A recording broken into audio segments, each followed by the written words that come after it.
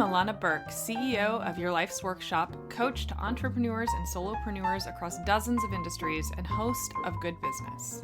With nearly 20 years' experience helping hundreds of clients create profitable, ethically driven, and sustainable businesses based on their life's work, I'm here to teach you how to do great work, make great money, and make a positive impact without feeling like you need a shower afterwards.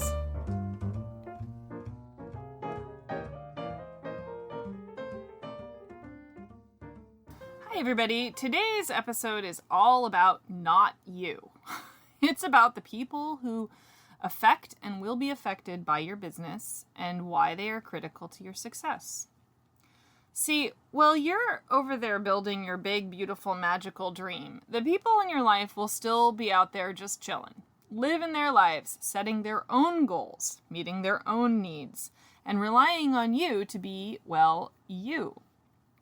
And if you make the massive mistake of just plowing ahead without really truly understanding exactly who the people are who you need the most buy-in from, you'll fail. Or worse, you'll fuck up the relationships that matter most to you, both the ones that you have and the ones that you haven't even thought about yet.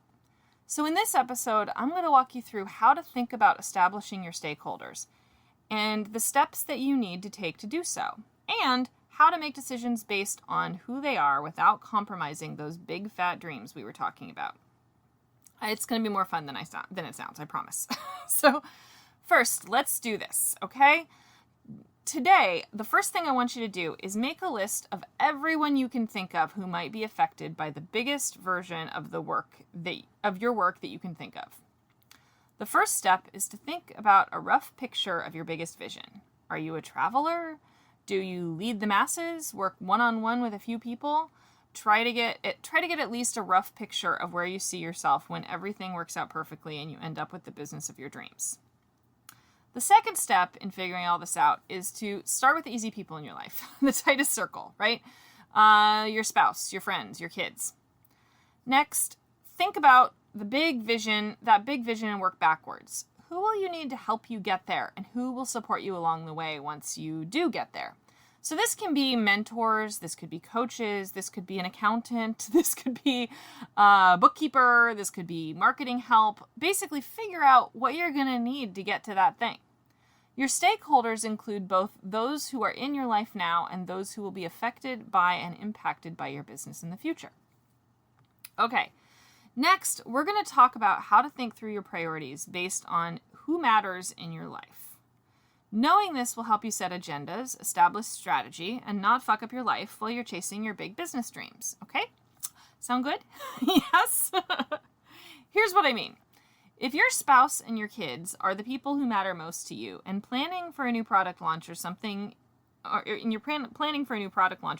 you fail to make sure you still have time to pick up your kids at school and have an occasional date with your spouse, then the people in your life will stop being your supportive advocates and will start feeling like they are killing your dreams. And that will be your fault, not theirs.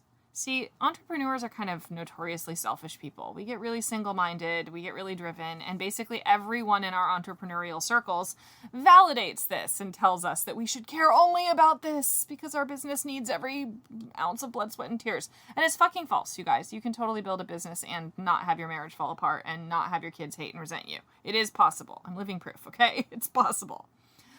Likewise, if you expect your business can grow without putting in any external stakeholders' needs in front and center, when you do have time to focus on them, well, you'll enjoy the misery of defeat. I promise you that, okay? You can't grow without putting the people who matter to your business, without putting their needs up front, then what the fuck is the point, right? You won't succeed. So you need to be ready and able to create balance. And this might mean you have to say no to good ideas because you don't have room.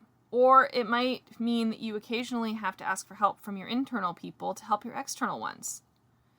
Or vice versa. I've had moments where I ask a client to forgive me, but I'm going to have to cancel because my 4-year-old needs me more than they do. That's how you ask your external stakeholders how to help you help your internal ones so that you can continue to be strong for both of them. Chew on that. Then do this next. First, look at your time. What does your life schedule look like in relation to the stakeholders you've established? Where are the hours that have to be devoted to your internal stakeholders and your external ones? What time-based commitments are you unwilling or unable to relinquish for the sake of your business's growth? Really look at it, because I promise you there's things you're not going to want to miss, even though you're trying to build your dream. Then there's the things that you absolutely cannot miss. You need a root canal. You have to get a fucking root canal, right? So then think about how much time and energy the most successful version of your business might need. It sounds simple, this one, but it isn't. If you have a full client roster, how much time will you need to fulfill your obligations to them? How accessible will you be during off times? What kind of communication boundaries do you need to set up to make sure you don't mess up? And how much help do you anticipate having? And by the way, this is one where I love hearing new entrepreneurs just fuck this up completely. I shouldn't say I love it. That would be kind of schadenfreude, but it's not it. It's more like I'm sort of amused by how many people get this wrong. They're like, well, I'll just hire out my social media, and I'll just hire out this, and I'll just hire out that. You won't. You won't hire all those things out. You'll hire some of them out. But by the time you're successful, you'll realize a lot of that stuff is actually not as hard as you think it is right now. And it's not as time consuming, and you won't want to pay for it. And then when you get really successful, sometimes you will want to pay for it, and you'll have no idea how much scope, how much time it will take to manage those people, how much effort it takes to actually do the work that they need. You don't know all that information yet, so you need to make sure you're always building in buffers. But the most important thing, again, is balance. It's all about balance. Notice where you're going to need to create balance. Notice that if you, let's say you're somebody who takes forever to do bookkeeping, you're going to need to hire a bookkeeper, and you're going to also need to know that in the meantime, that's going to swallow a lot of extra time for you before you can afford to hire one. So you have to really think through all these different components of your work and of your internal stakeholders, your spouse, your kids, your friends, the relationships that matter to you that you don't want to sacrifice for your big dream.